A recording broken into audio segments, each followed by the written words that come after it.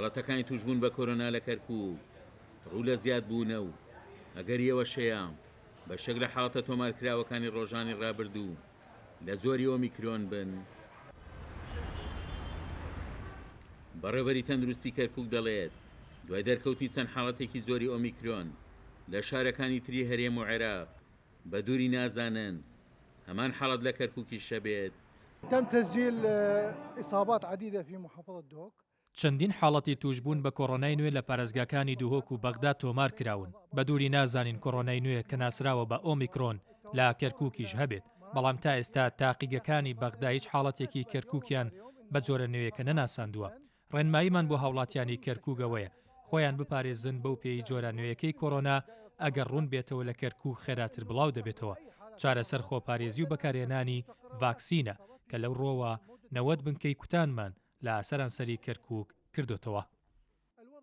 بەڕێوەبەری هۆبەی تەندروستی گشتیش دەڵێت شەپۆلی چوارەمی کۆرۆنا گەیشتۆتە شاری کەرکووک و بە دووری نازانن بەشێکی توشبۆکان هەڵگری زۆری ئۆمیکرۆن بن.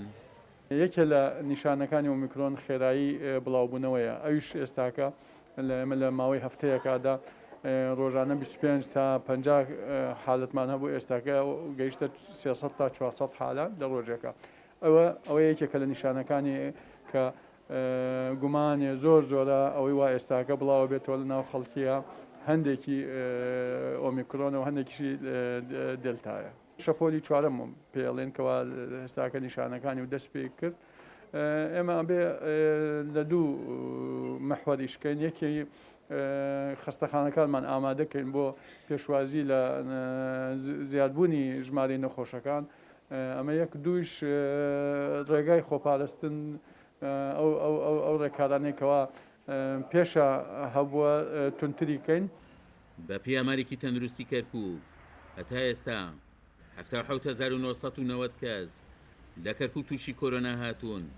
لەو ژمارەیە 74930 کەس تا ئێستا چاک بوونەتەوە. حاڵەتەکانی ژیان لە دەستدانیش بە کۆرۆنا لە پارێزگای کەرکووک گەیشتۆتە 1437 حاڵەت. ڕێژەی و کەسانەشی خۆیان بە ڤاکسین کوتاوە گەیشتۆتە لە 120.